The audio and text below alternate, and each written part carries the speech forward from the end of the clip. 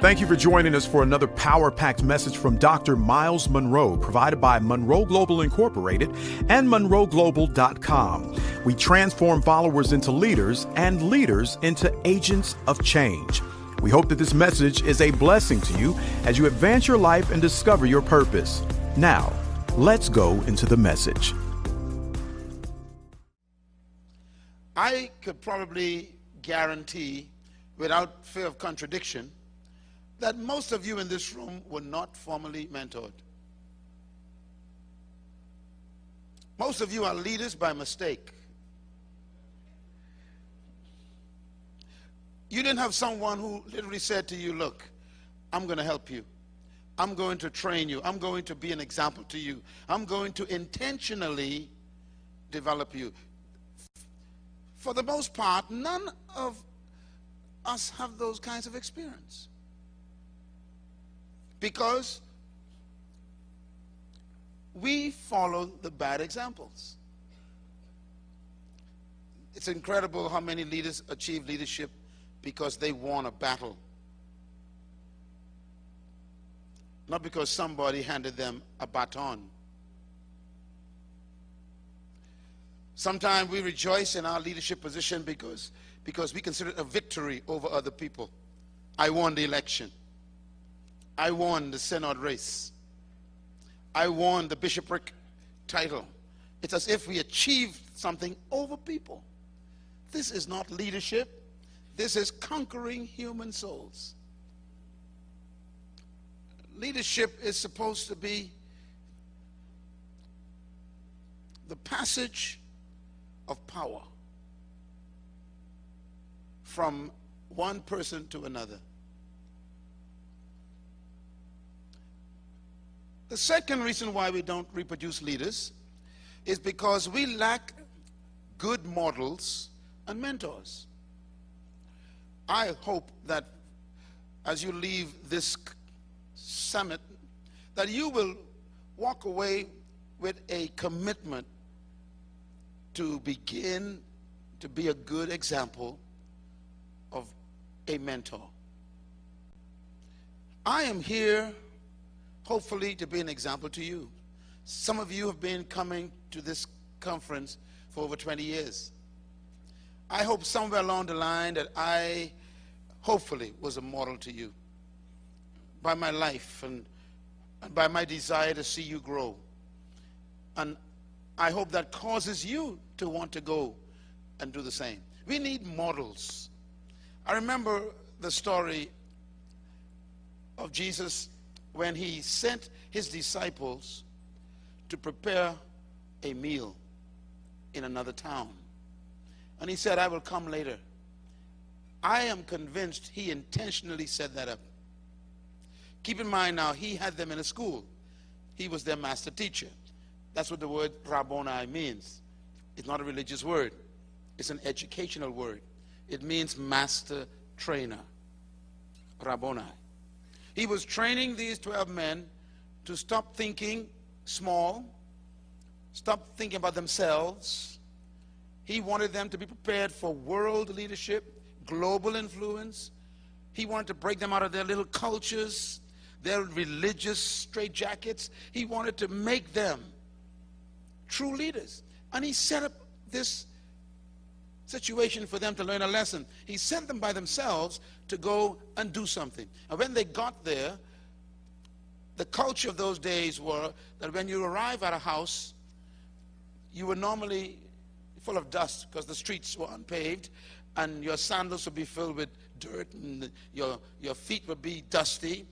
And it was a common custom when you arrive into a house that you would come to the door, and at every house there was a certain person that was a servant, and their job was to wash your feet before you enter the meal room, because they literally ate on the floor.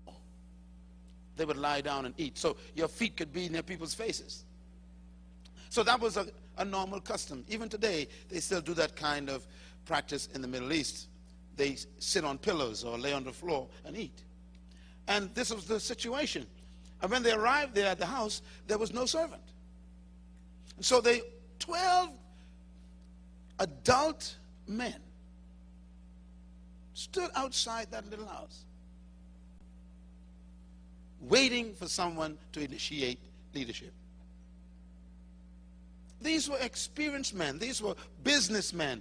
They owned companies like fishing companies. These were intelligent men. These were matured men like you and women. And these men were standing outside, waiting, looking at each other, just looking around, just waiting. Where's the servant?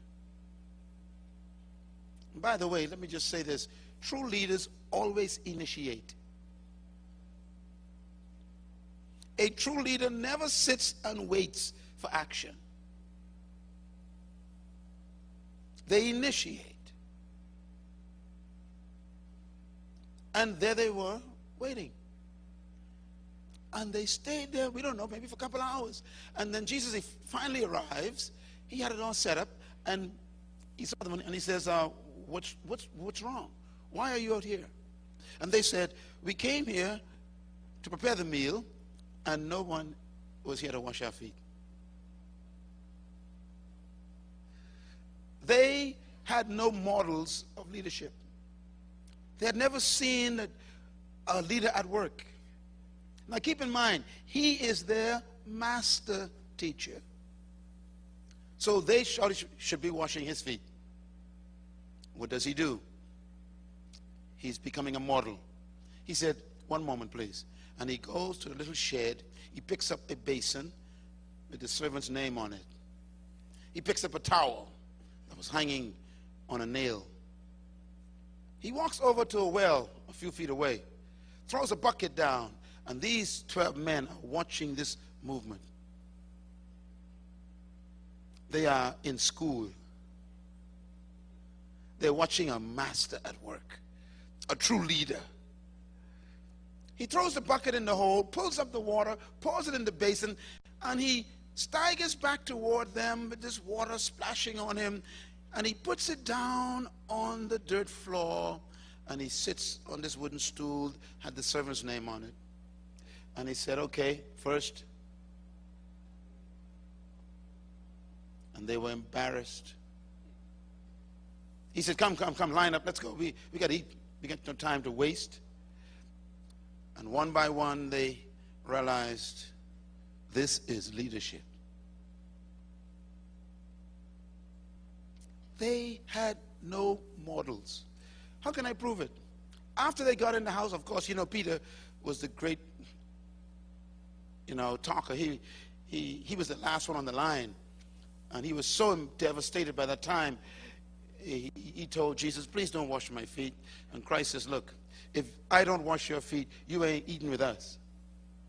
That's what he told him. If I don't wash your feet, you have no part with me in this meal. And some of you make that a very spiritual thing. That was a sensible hygiene statement.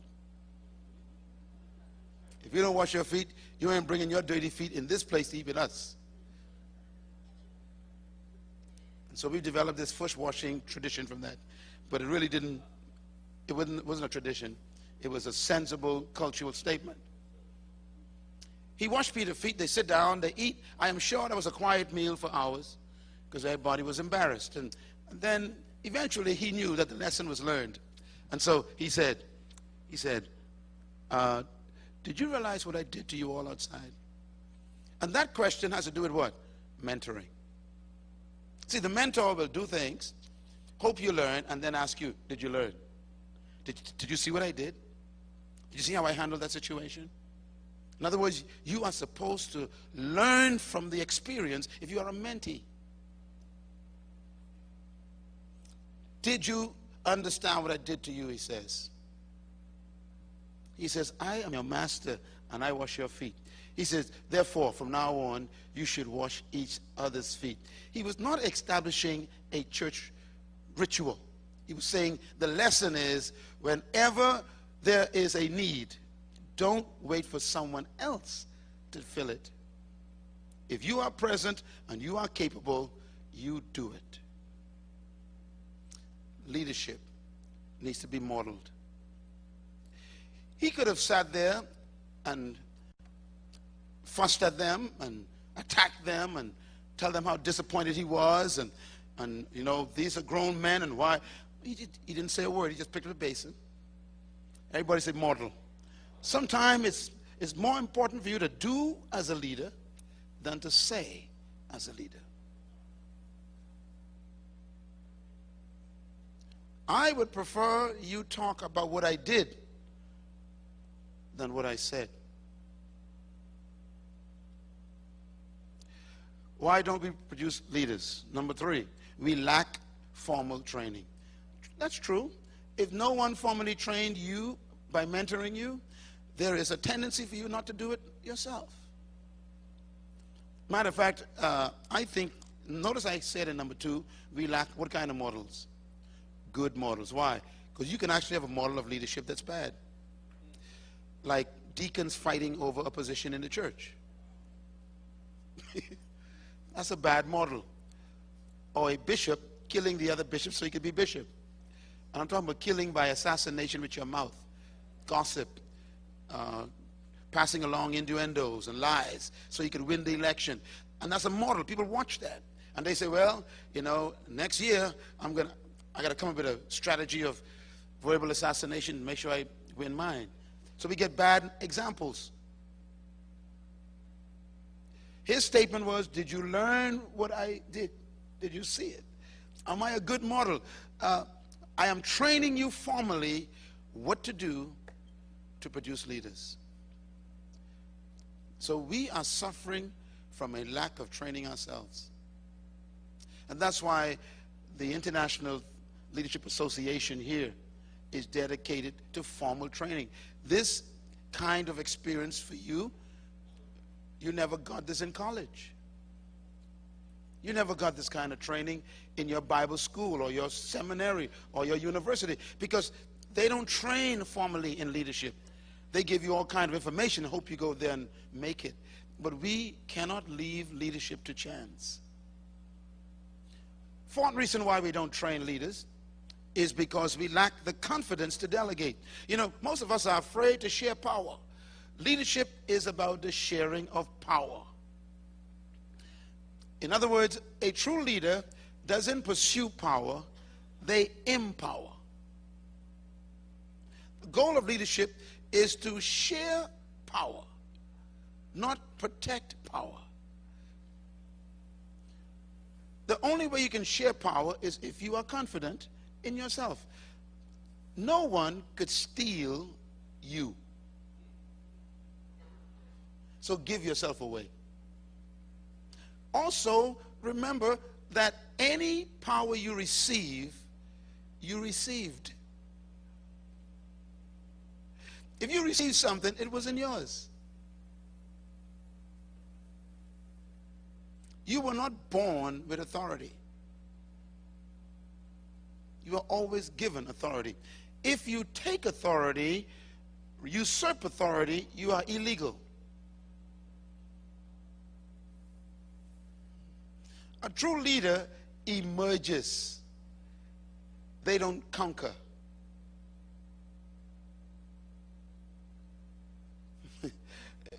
When a leader emerges naturally, that's legitimate power.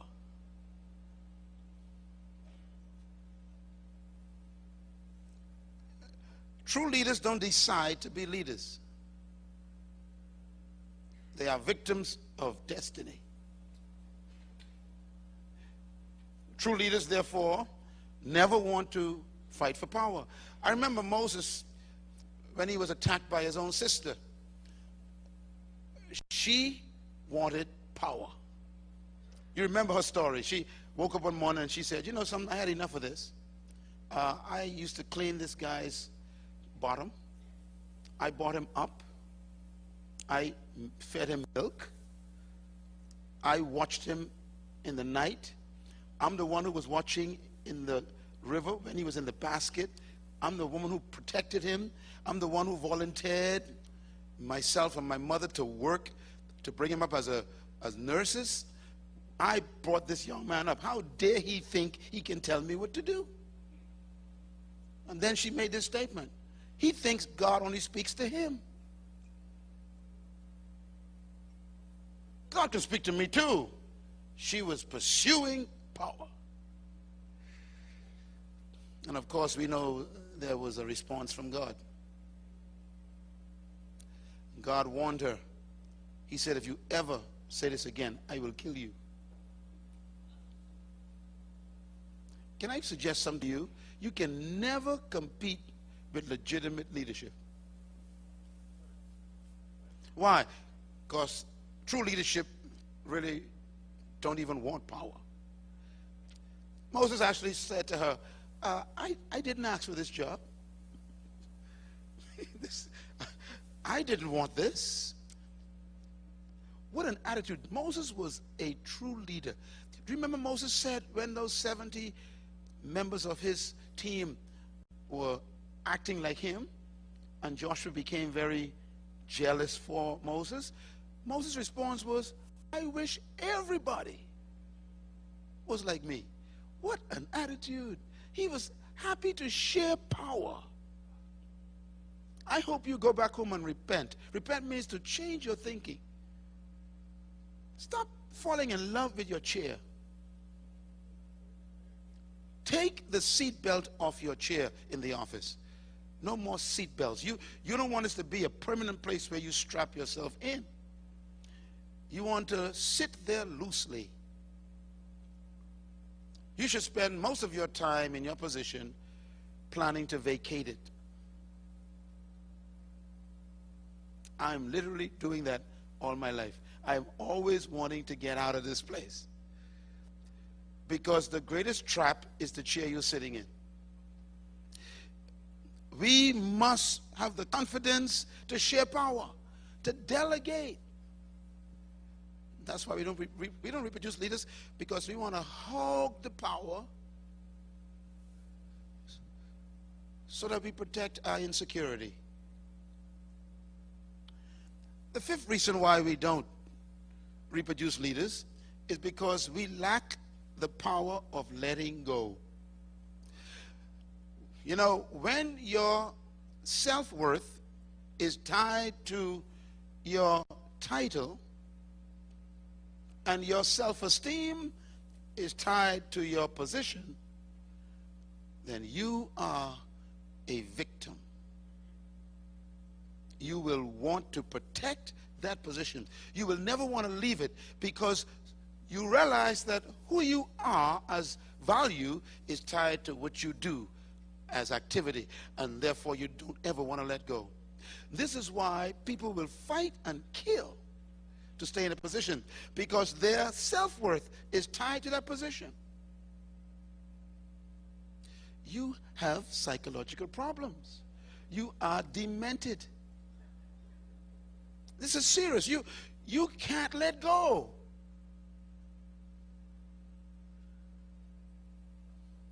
And so we don't not only not reproduce leaders, we make sure there is no leader around us.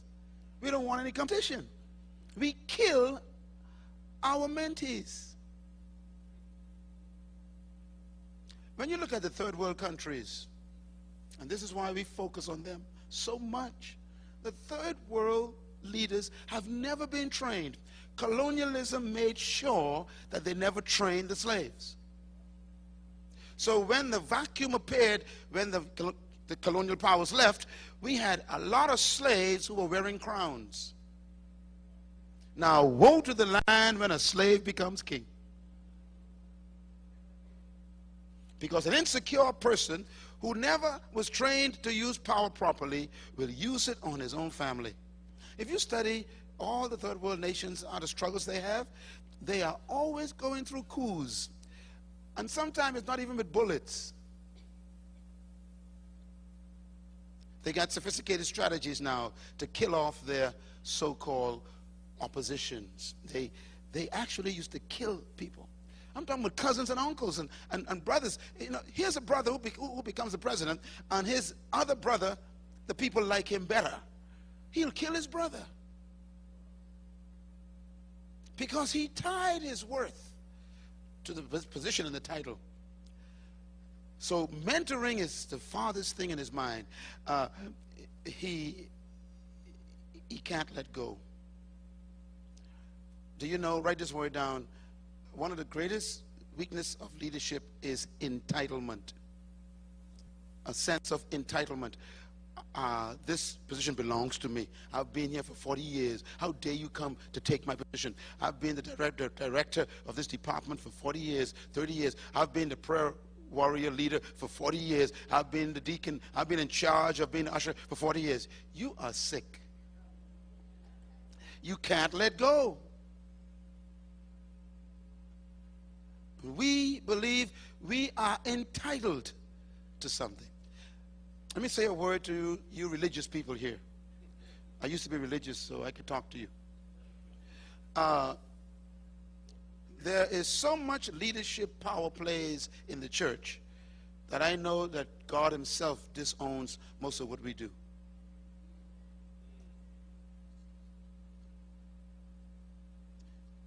This is why, for example, from my understanding of Scripture, I could be wrong, but God never called an elder.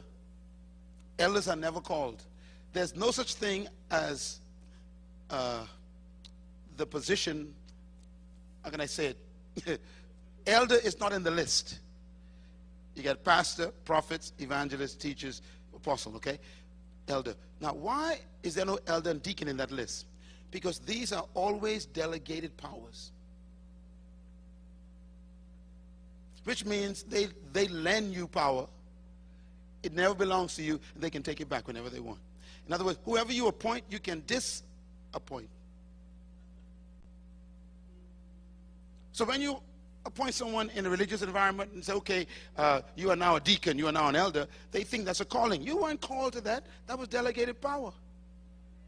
You are never called to be an elder. That's not a calling. That's a privilege.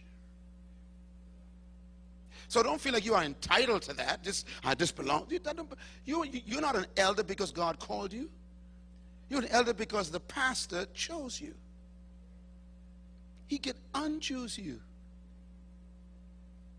So when we start telling people don't sit down or don't do this or I'm going to change you, they get mad and leave the church. They have no idea that that was a privilege, not a right. Again, we got to remember even the positions of apostles and prophets are not permanent. These are functions that are temporary. You remember Elijah, right?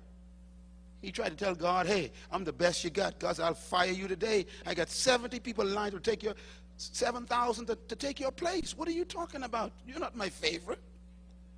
It's a privilege. So don't be afraid to let go. And if you are a wise leader, you'll be happy to train people so you can move on to the next spot. We don't develop leaders because we are afraid of letting go, because we have tied our life to our title. And this is why people today are committing suicide all over the world, because their jobs were tied to their worth. And when they were fired because of downsizing or the crisis, they lose it, put a gun to their head. They go home and drink alcohol and go into a stupor. Why? Because they lost their lives, because their life was their jobs. Write this down. Plan your next position now. Always live beyond your position. The fifth reason why we don't reproduce leaders, number 6, is we put paperwork before people work. I mentioned this before. We become so caught up in administration matters, so preoccupied with organizational issues that we forget the real purpose for leadership, and that is people. Take time to train people.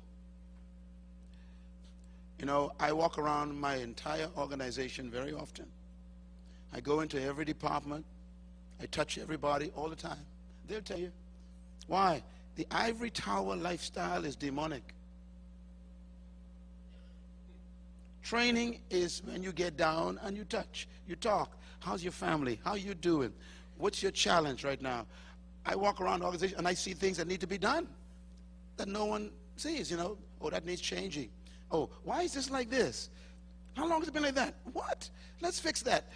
That's leadership. You got to walk down. You got to get that basin with a towel. Get away from paper and find the people.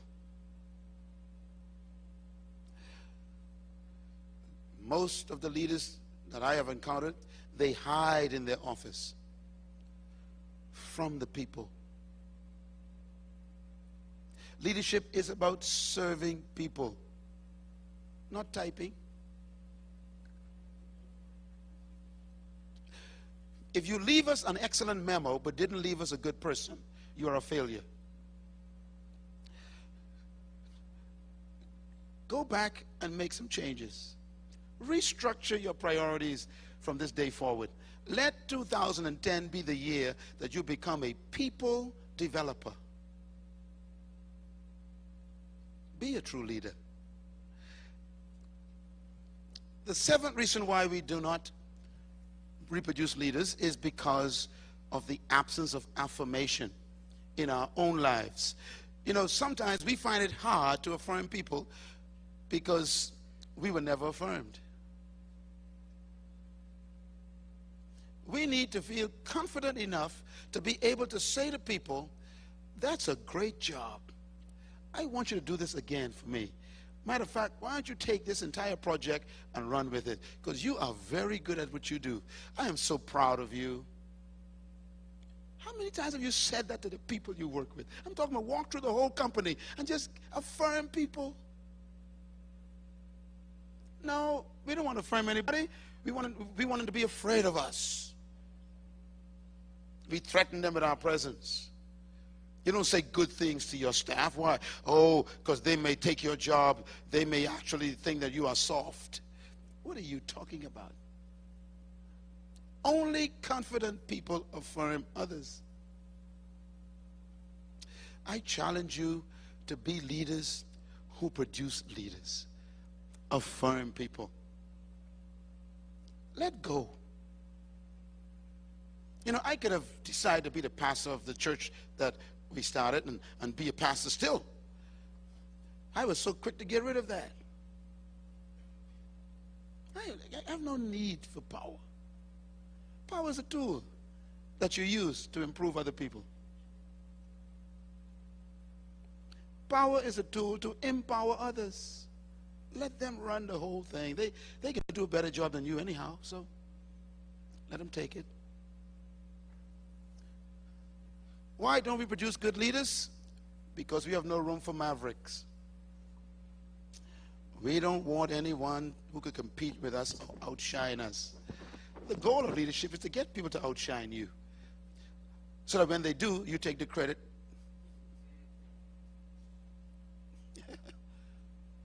That's wisdom.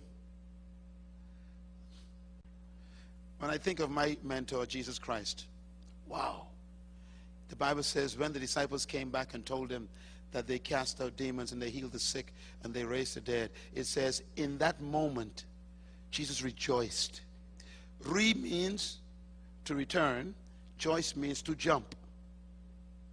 That means he kept jumping from one spot to another. So when you rejoice means to act. It's a physical thing. Can you imagine God on earth dancing because some other people did something great?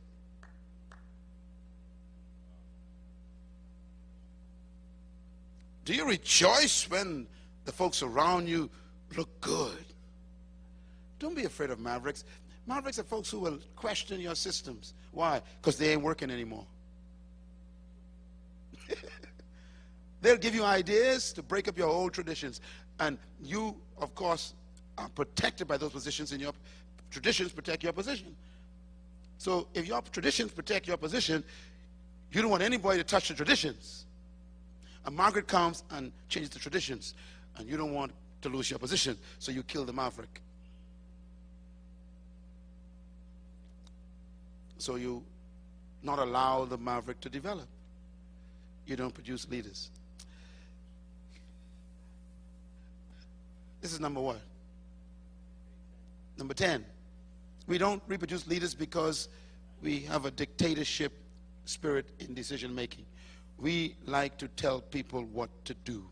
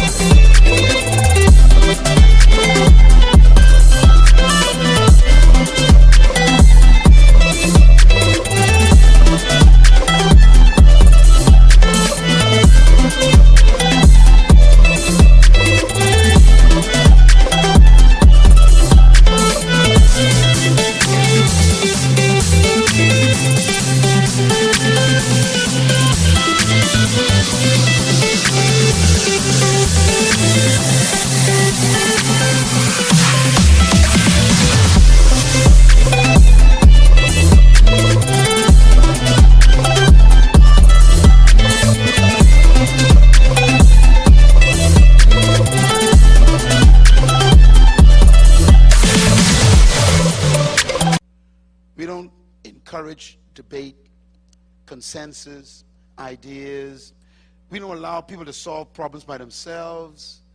You know, it's amazing that most of our organizations run by our people. Matter of fact, all of it. Dr. Pinder, who's here this morning, will tell you that, you know, every department operates by itself. Because we've got intelligent leaders. I don't want an organization with a leader. I want an organization of leaders. Let me say it again because you missed it. See, the traditional concept of leadership is you have an organization with a leader.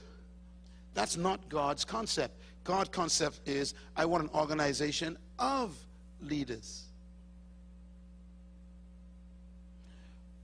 Allow people to make decisions.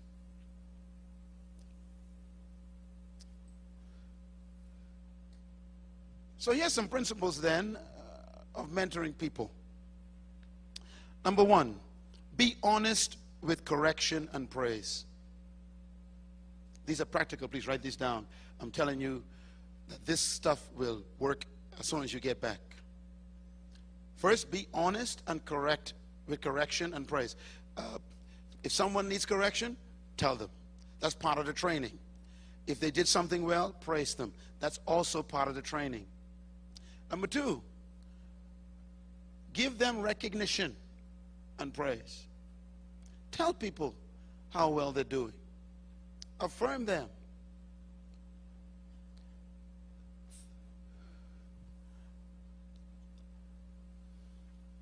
Have a perspective of people, of the organization.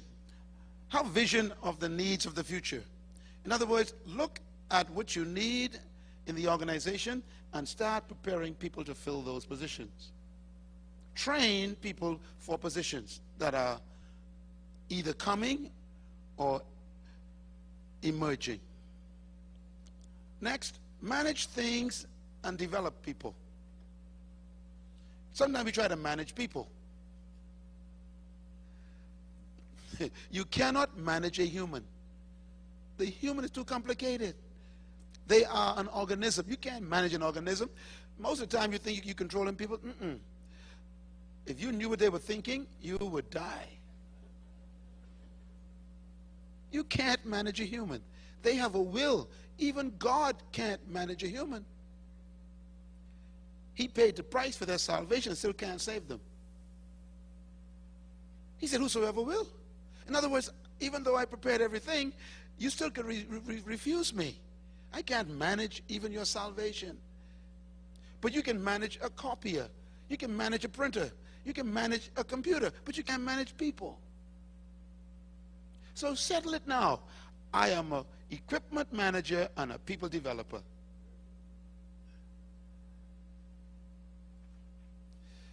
Computers don't change.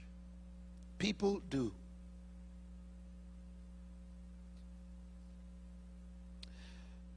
Next, mentoring has to do with association, not instruction. So only through association is there transformation. In mentoring, the person has to be with you. I was sharing with the makeup lady this morning. I said, you know, the only way for someone to really be a good mentee is they got to be present. Every opportunity they have, they should be with the mentor. And many of you who are in our mentoring program, I want to strongly urge you, every time we have a conference, try to be present. Because you want to be near the mentor. You know, let me reveal something that you probably never saw before. Joshua was mentored by Moses. Miriam was his sister. His brother was Aaron. They had pride problems. Remember, you cannot learn from someone you are jealous of. So Aaron and Miriam were jealous of Moses. You cannot learn from who you're jealous of. If you're jealous of me, as a trustee, for example, you can't stay here. You find it uncomfortable because first of all, I ain't got time for your jealousy. I'm too busy. And secondly, you can't learn from me. Because if you're jealous, you look for criticism.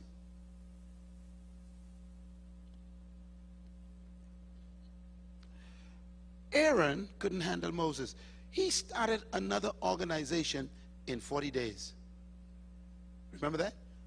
Moses went to the mountain, and Aaron and those folks started a new company. Why? Well, who does Moses think he is? Let's just start and take over. Let's start a new church. Yeah. And Miriam never came against her brother. She should have said no.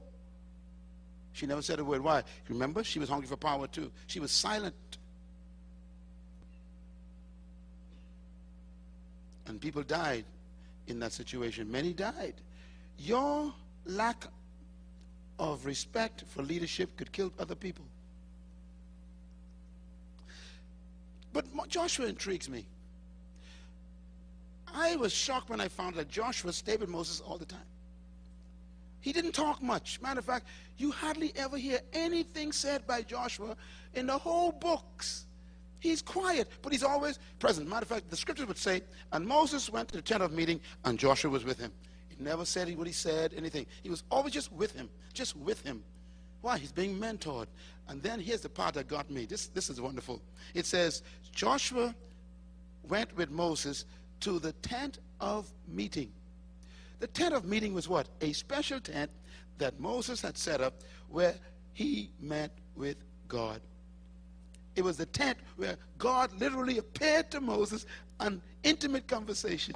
And the only person, it says, that went in that tent was Joshua. In other words, a mentor could get you into places. This is deep. And one time I read, I almost faded. It says, and Moses left the tent of meeting, and Joshua stayed. Now this is heavy. A mentor can get you into the presence of greatness, and you can actually stay there because he brought you there. And the greatness will start to talk to you.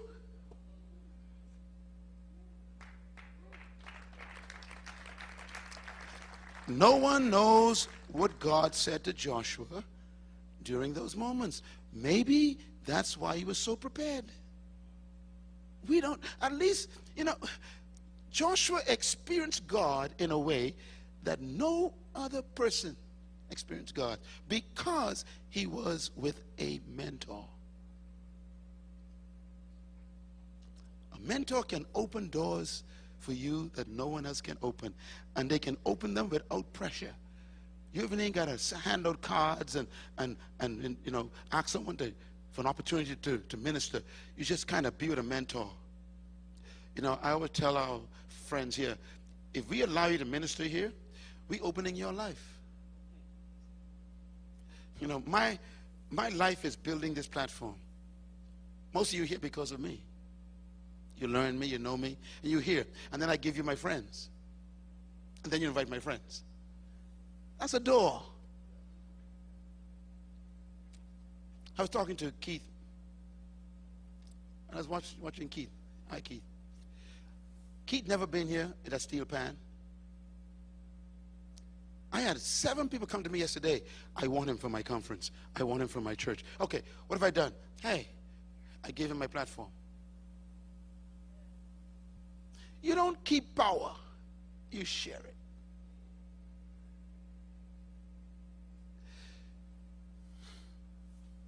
Association can really change your destination. Being with a mentor can change your destination. Ferris Hill. I love you. Ferris been with me a long time ago. He was one of the first men we invited here when he was young. All of us were young, actually, and he came here way back in 1982, 3. Ferris and I went to Africa last year, I guess it was sometime. He's never been to Africa before. And here I am in Pretoria, 5,000 people ate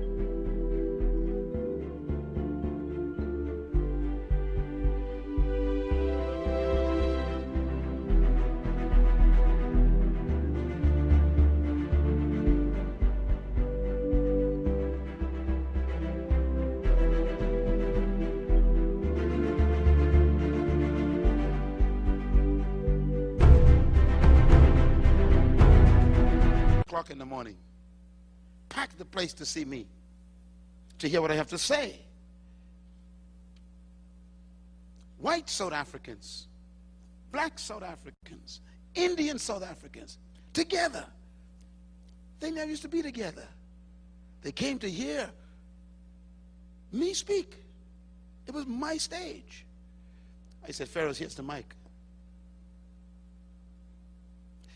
They would never come to see Ferris. He never been to Africa. They don't know him. I said, here. I said, you got it, man. That's your audience. He sang. When he was finished, he had no CDs left.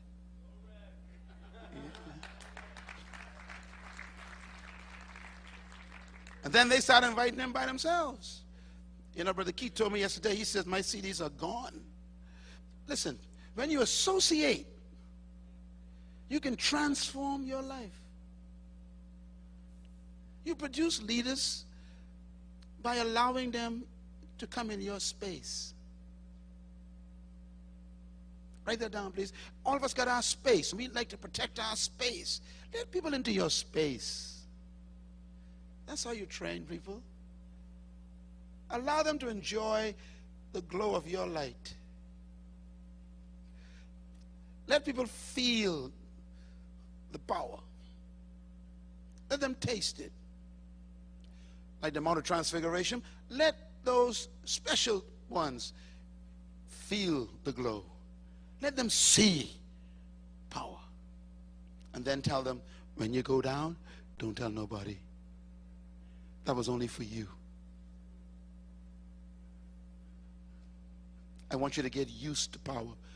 The disciples were not used to it, so they said, let's stay here. He said, no, no, no. Get used to this. Don't build a monument around power. Get used to it being present. Don't worship it. Let's go where the people are. Let's take this power and go heal some people. And they went from that mountain, and there was a demon-possessed guy waiting for them. Power is not for you. It's for service. They wanted to stay where the power was. Power needs to stay where you are. You are in service. Next, people are opportunities, not interruptions.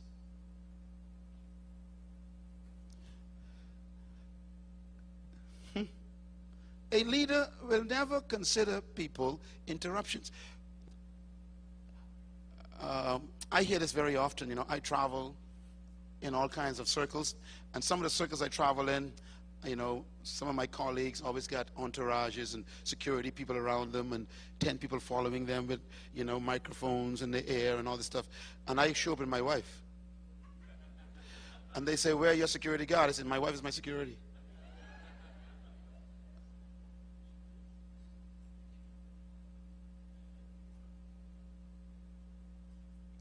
Why? I don't want to protect myself from the people. People are not interruptions.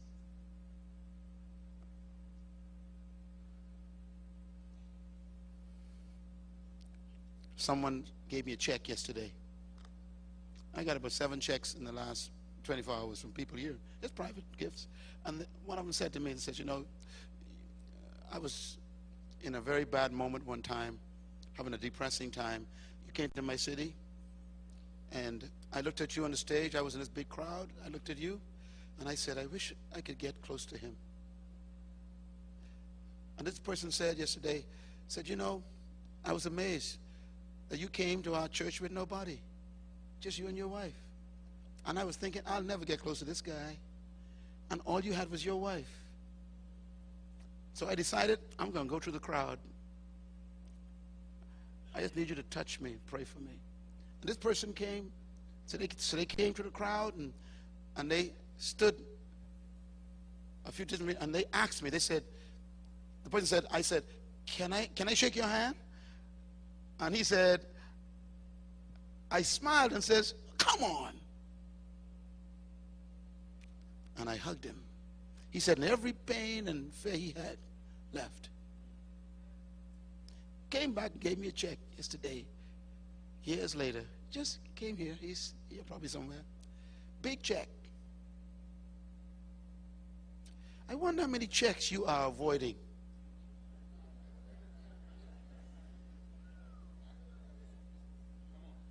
I ain't got no time for y'all. I'm too busy. I'm a man of God. What are you talking about? Jesus took time for children. His disciples thought they were his security. I'm going to say it again. His disciples thought they were his security guards. They tried to stop the kids. He said, you leave them alone. Let them come to me. I don't need a protection from what I came to serve. People. You can't train people if you avoid them. Go home and repent. Leadership is about people. The next point, make room for others to make mistakes. If you're going to reproduce leaders, remember your own experience. You were not all of this all the time. You had your own problems.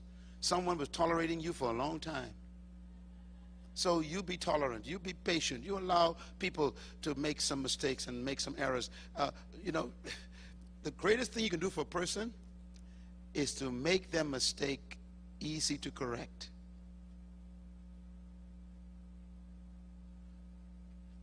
Peter, it's okay.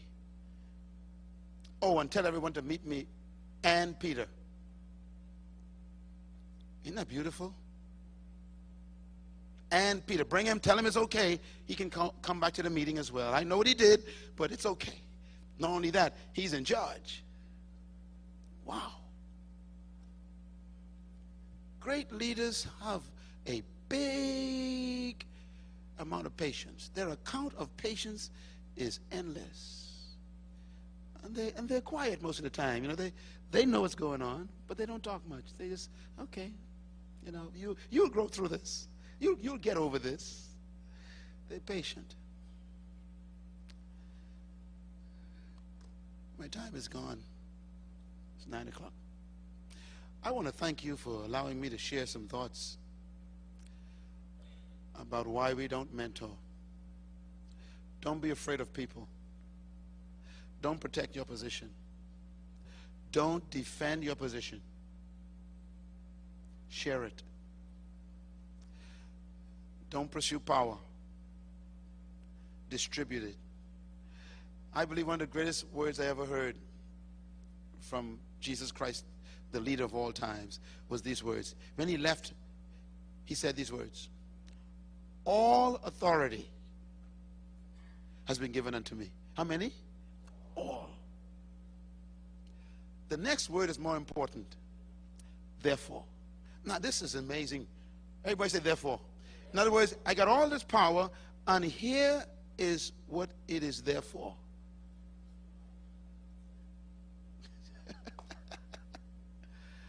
If you give most people all authority, the first thing they want is the office with a view, a parking spot with their name, and they want to use the private elevator. In other words, to them, authority is given to isolate yourself from others, to protect yourself from others, and to distinguish yourself from others. But the attitude of this great leader was so unique. He said, because I have all this authority now in heaven, in earth, and even in hell, under the earth, he says, therefore, you go. He distributed it. And he says, go and change the world. That's why we're here. Thank you very much. Go share the power. Thank you once again for listening to this message, as we hope that it has been a blessing to you. Our goal is to show you new paths and opportunities so that you can discover your purpose. It is your love, support, and partnership that makes Munroe Global possible. Please visit us online at www.munroeglobal.com for more product, partnership, or to join us at one of our live events around the world.